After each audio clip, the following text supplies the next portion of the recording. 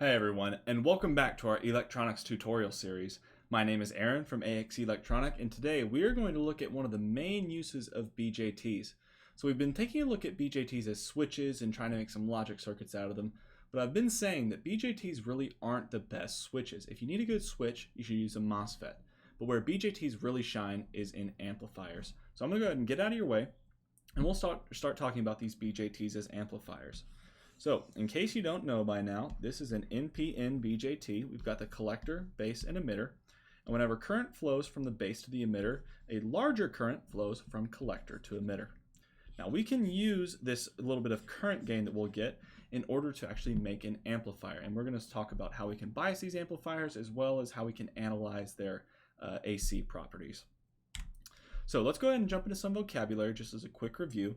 I'm not going to go into these as much because we already covered most of these in the MOSFET video, in the MOSFET amplifier video. But our DC bias, that is going to actually be turning the transistor on, because if we have something really small like a 1 millivolt signal and we just apply that directly to the base of our transistor, no current's ever going to flow because we're never going to be able to overcome that diode drop. So no current is ever going to flow. We're never going to turn the transistor on. So that's not very good. So what we need to do is we need to get the transistor turned on already and then inject some of our actual AC signal so that it's making small changes, wobbling around a DC voltage, and then that is going to create larger changes on the output. So that's going to create our amplification. So the bias is going to be the DC level that the amplifier is operating at. Transconductance, you may remember this from the MOSFET. This is a relationship of the collector current versus the base voltage. Okay, so if we change the base voltage a little bit, how is that collector current going to change? Now, this is not a direct property, so you can't get this directly from the data sheet. Okay, let me just erase that. So you can't get this from the data sheet, but we will talk about some ways that we can sort of approximate it or get a good estimation of transconductance. Now our current gain or our HFE, that is just the ratio of the change in collector current for a change in base current. So this is something that we can get directly from the data sheet because this BJT is a current-controlled current source, whereas MOSFETs are voltage-controlled current sources. So this beta or this HFE is something that you should be able to get directly from the data sheet. And then finally, our small signal gain is just saying if we have a little small signal on the input, how much is it going to be multiplied on the output? Now the reason that we say small signal again is because if we have a large signal on our input already, our output is going to try and make it super large, but if we're limited, we might get like some clipping at the top or something like that. So it's going to really lose a lot of information in our signal. So we have to assume that we have a smaller signal on the input. We can do large signal analysis, but we're not going to deal with that in this video because it can get a little bit more complicated and there's a lot more ways to tackle those problems. So we're just going to focus on small signal. Now the first thing that we need to talk about is DC biasing.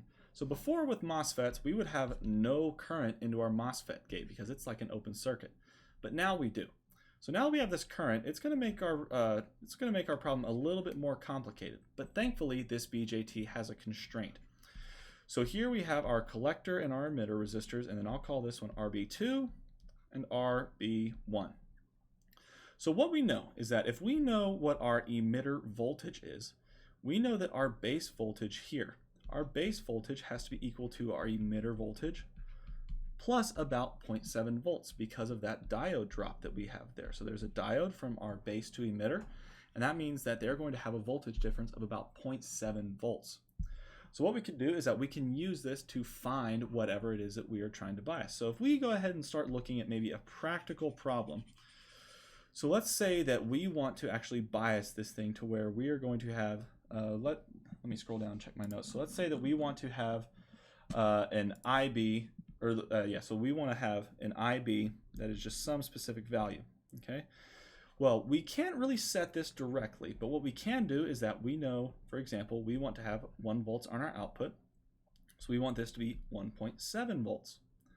Well, we know the voltage here, we know the voltage at these top and bottom, so we can calculate their current. And we can actually pick these resistors to be appropriate values to drive a similar, or to drive a fairly accurate current into this base.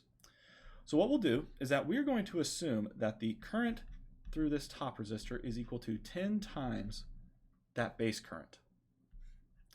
And then on this bottom, we'll assume that it is not 10 times, but instead 9 times our base current. So we have 10 times IB going in, we have 1 IB going out, and another 9 going out here. So now that's satisfying our Kirchhoff's current law.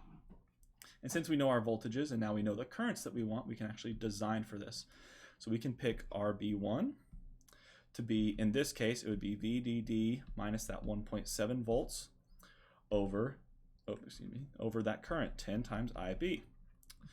And then we could do the same thing for RB2. So we know RB2 is that 1.7 volts over 9 times IB. So we can use that to set our DC bias. We can also use RC to set the collector voltage, maybe to give us maximum headroom. We can set RE to set our emitter voltage, maybe to, again, give us a little bit more stability. Okay, so now that we've gotten the DC bias kind of talked about and out of the way, we can start talking about this small signal model. So I'm mainly going to focus on this model today using the beta times IB because I just think that that makes a little bit more sense to me. But you can definitely repeat this derivation using GM times VBE, although it's a little bit different. Okay, I just like using beta IB because that's the way that I learned it. So this is our base here, this is our collector, and this is our emitter. Now we know that if we apply a voltage to our base, and again, this is small signal, okay? We know that if we apply just a very small change in voltage to our base, we're going to get a little bit more current to flow from our base. Now, instead of using a diode from base to emitter, what we're going to use is we're going to use this fake resistor here. And this fake resistor is called R pi, okay? R pi. Now, R pi actually comes from the material properties that we're making these transistors out of. So let me scroll in my notes and I'll give you a couple of equations for what R pi is. So R pi in small signal world is equal to VT, which is our thermal voltage, over IB. So VT is not threshold voltage. VT is thermal voltage, and it's usually going to be about 25 millivolts. So our R pi can be 25 millivolts over our base current. Now, we can also set this equal to beta over GM. So maybe we can calculate our pi using this equation, and then maybe use it to calculate GM. Now, I want to give you one last equation, because this GM, like we said, we can't get directly from the data sheet. The last equation I want you to have, in case you're going to do this derivation by yourself, is that GM is equal to 40 times IC. So 40 times IC, alrighty? So 40 times IC, that is again coming from the material properties. It's usually going to be a pretty good approximation of our GM. But like I said, I'm going to try and mainly stick to beta if I can today, okay? So we got the small signal analysis kind of out of the way, and what we can see is that whenever we increase this base current, this is going to increase our collector current by beta times whatever that increase was. So that's going to change our collector current here. And then we're going to see the sum of those coming out of the emitter. Alrighty, so that is going to be our small signal model that we're going to stick with. Okay, so this is our common emitter amplifier, and this is the one that we are going to analyze today. Okay, so like our common source amplifier with MOSFETs, we're going to analyze this common emitter amplifier. So we can see that we have RC and RE here. Now normally we would have our DC bias included, so we would have these two resistors here, but we're going to assume that they're large enough to where they're not going to really impact our circuit too very much. So they're large enough that we can approximate them as open circuits, kind of like they're not even there. So this will be our input voltage. Then we have R pi here, RE, and RC. Now we can do a little bit of analysis on this in order to get maybe our gain. So let me fill in these values here. We've got RE, we've got RC. Now, our output voltage is going to come from our collector, so that's going to be our output voltage. And this is our input voltage here. So like I said, I'm not going to use this GM-VBE thing, but you can if you'd like to. I'm going to stick to this beta times IB, because it just seems to make a little more sense to me. So let's try and figure out what our output voltage is. Let's get an equation for that. Well, we can start here from the very bottom. So we can start off at 0 volts, and then our IC is moving in this direction. So we're actually going to get a voltage drop in this case. So it's going to be 0 volts minus IC RC. Okay, so minus that IC RC. I'm just going to rewrite this. So minus IC RC. And our IC, we know, is beta times IB. So we'll do minus beta IB RC. And that is our output voltage. Now, we need to get an expression for our input voltage, and we would like it to be IB times a whole bunch of other stuff. That way, if we set them on top of each other, we can cancel out these IBs, okay? So that is what we're shooting for here. I just want you to not lose sight of what it is that we're trying to do. So let's start down here at the very bottom, okay? So we know that we have an emitter current here. We have our base current. So if we start from the bottom, we're starting at 0 volts, and the first thing we get is a rise, and that rise is going to be IE times RE. So this is now where we're right here, and then we can also continue up through R pi. So then we'll get times IB R pi. And from a couple of slides ago, we know how to calculate R pi using IB, okay? So we can calculate that here in a moment. So this is definitely something that we can calculate, although we don't know the value just immediately offhand. It's going to depend on how we design this amplifier, okay? So now let's take a look at this IE, see if we can simplify it, because this, we already have an IB in this expression. Let's see if we can convert this into something with IB. Well, we know that our IE is equal to our collector current plus our base current. That's what Kirchhoff's current law tells us. And our collector current, we know it's beta times IB. So we can actually say that our emitter current, our IE, is beta plus 1 times IB.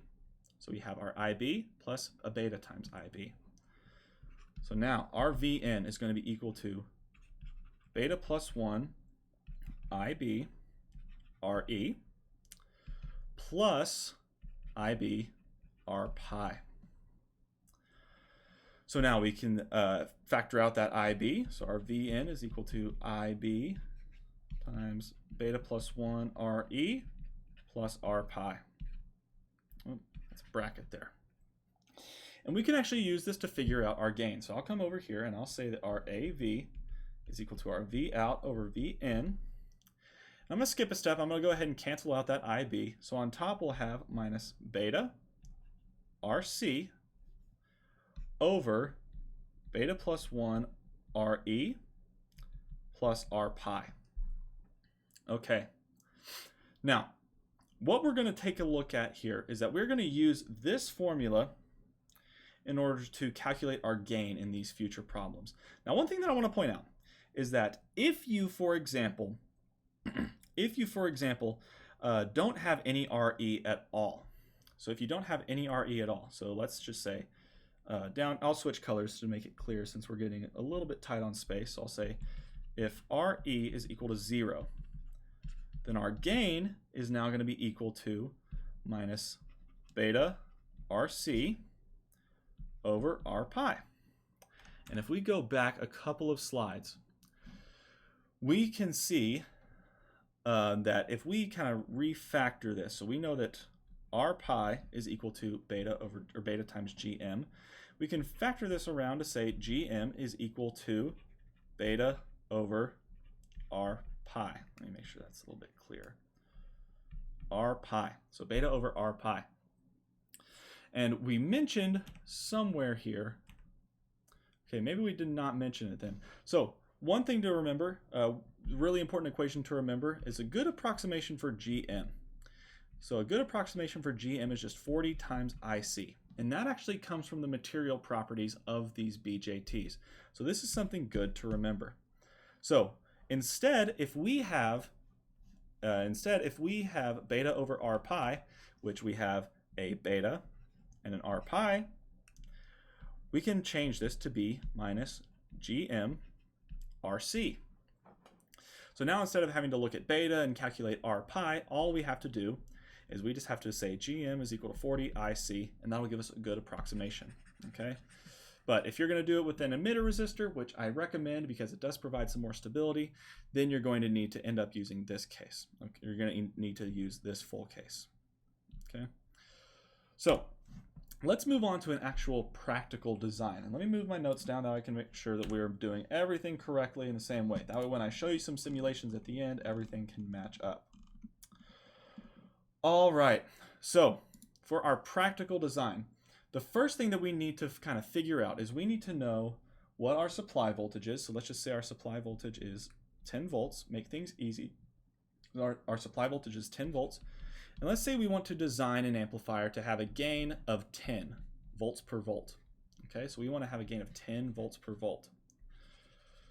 Well, if we take a look at our data sheet, we can see that beta is approximately 200. Okay, so beta is approximately 200. And if our beta is 200, we can plug that into our gain equation. So into our gain equation, we can say minus beta. So that would be minus beta times RC over beta plus 1 RE plus R pi. And we can use this, we can use all these different equations in order to actually find out what we should make our RC, what we should maybe drive our load at, and things like that. So what I'm going to do for this case is that I'm going to take a little bit of a shortcut. So I'm going to give you a little bit of a sneak peek later on. And what you'll see is that we can actually add in this capacitor here. And what that does is that it effectively removes this emitter resistor. So we can still get some stability at DC, but we can remove that emitter resistor for AC, which ends up being really good. So I'm just going to assume that this guy is completely gone and that we just have minus beta over R pi. And I'm going to convert that to minus GM RC. Now, our RC in this case, I forgot to mention, we want to drive a 100 ohm load. So we know that our RC is equal to 100. So if we want to have a gain equal to 10, then we can say instead of this GM, we're going to use 40 IC. So we'll do minus 40 IC times 100. And we can calculate our IC. So we can calculate the current that we need to have at our DC bias. So if we plug this in, so we'll do 10 divided by 40 divided by 100. And what that tells us is that we need our IC to be about 2.5 milliamps in order to get the gain that we need. Now, because we know that maybe this thing isn't going to perform exactly how we want it to, we can actually provide a little bit more headroom, and that's what I did. So instead of having our IC as 2.5 milliamps, I'm going to set our IC to be 10 milliamps. Okay, because we can always reduce the gain pretty easily, but it's going to be a lot harder to increase the gain later on. Okay, so we want our IC to be 10 milliamps, and around this level, we're going to have a beta of about 200. So let's figure out what our base current is going to be. So we know that IB is equal to IC over beta, and if we have 10 milliamps over 200, that is going to give us an IB of 50 microamps. So we know that our IB is equal to 50 microamps. Now, let's design these cases. Okay, so let's design RB1 and RB2. So we're going to set our DC bias. Now, before we can pick out exactly what we want for here, we actually need to know this voltage. And that leaves us as designers to decide what we want our emitter voltage to be. And I decided to have it at 2 volts because this will provide a good amount of stability, still give us a lot of room to keep this transistor in the happy operating region for an amplifier. So let's go ahead and decide on RE. So if we want to have 2 volts here, we're going to have 2 volts divided by 10 milliamps. And that's going to be our RE. And what that tells us is that our RE should be, make sure I'm doing this math correctly by checking my notes, our RE should be 200 ohms. Okay, so our RE is going to be 200 ohms. And that tells us our VB is equal to 2.7 volts, and that's going to let us calculate RB1 and RB2. So RB1 is going to be our 10 volt supply minus 2.7 volts, because that's how much voltage we're dropping on RB1, divided by the current, which is 10 times IB, or 500 microamps. And that gives us a value of 14.6 kiloohms. All right, so 14.6 kiloohms is the value that we are going to have for RB1. We can repeat that same process for RB2, so it'll be 2.7 volts over 450 microamps. And that's going to end up giving us 6 kiloohms for RB2. All right, so we're getting a little bit messy right now, so I'm going to skip over to this next page Now, like I said before, we're going to add this capacitor here. That way we have our emitter resistor for our DC bias.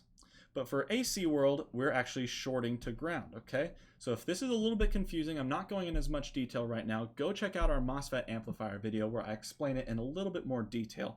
But pretty much all this is doing is it's providing an AC short to ground while it's DC open circuit. So we still have this stability that we need at DC.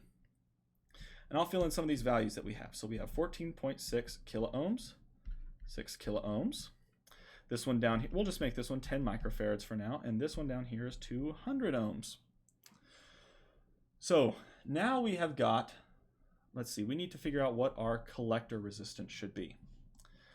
Well, in order to provide maximum headroom in this case, what we want is that we want this voltage here.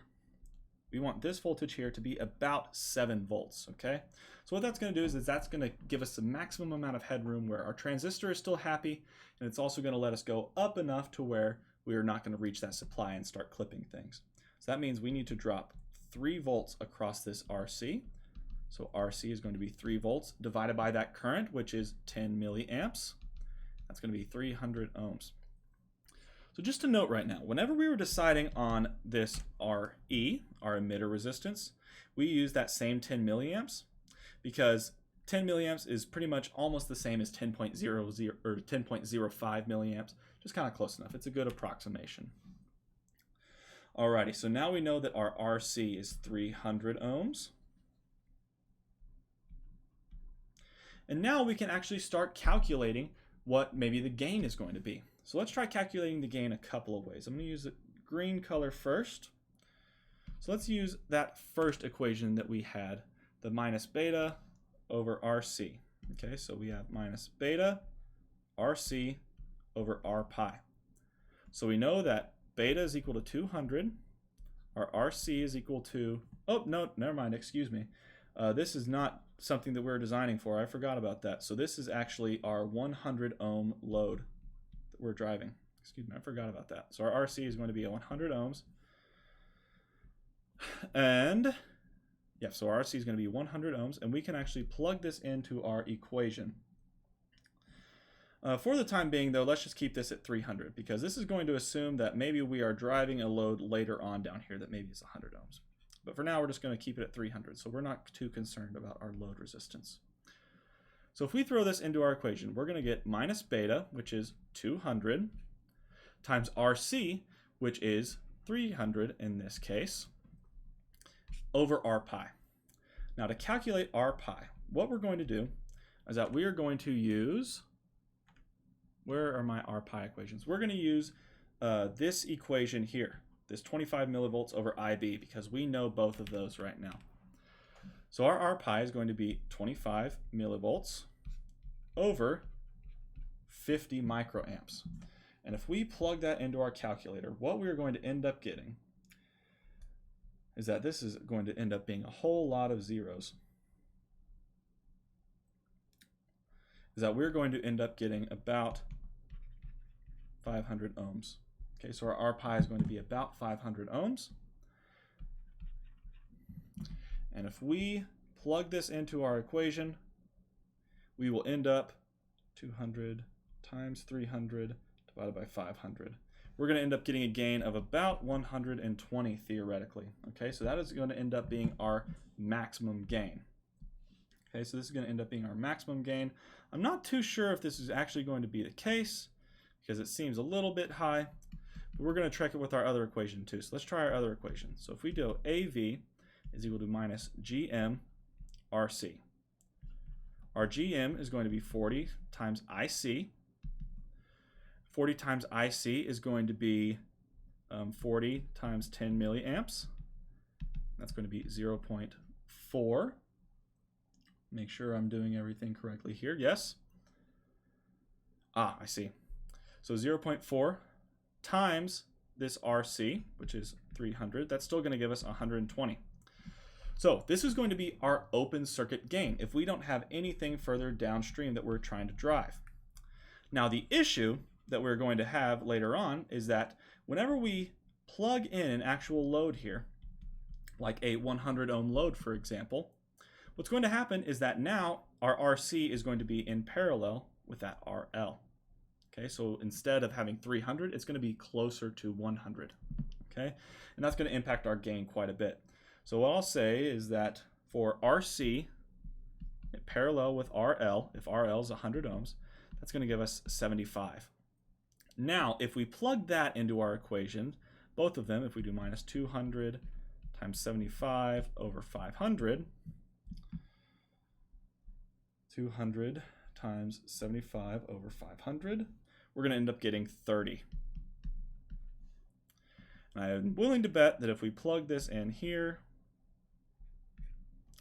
0.4 times 75, we're going to get that exact same 30. Okay, so now that gain is a whole lot more believable for what we designed. Okay, now we still have a whole lot of headroom. So one thing that we can do is that we can actually use our other equation in order to sort of decide what it is that we want to operate with. Because remember, we can change our configuration and split that emitter resistance two ways. So we can still keep that same 200 ohm total emitter resistance. I'll start filling in all these different parts. So we can keep that 200 ohm emitter resistance. And what we can do is split that in two. And by doing that, what we'll see is that this will reduce our gain by a desirable amount. So I already did the math, so I already worked ahead a little bit. And what we can see is that if we pull out, let me double check and make sure I'm doing this all correctly. So if we pull out 5 ohms, just 5 ohms, this is still 195 ohms. If we try and calculate our gain now, it's going to be minus beta RC parallel with RL over beta plus 1 RE plus R pi. Our R pi is still the same, so let me make sure R pi is equal to 500. RC parallel with RL is still equal to 75. Beta is still equal to 200. And if we plug this in, we will end up getting minus 200 times 75 over 201. Now our RE, just this outside resistance, is 5 plus R pi. And if we plug this in, let me open up my calculator. If we plug this in, what we will end up seeing is that if we do 200 times 75, and I'm going to go ahead and skip ahead and say that that's 1,505, we'll end up getting a gain about 9.96. Okay?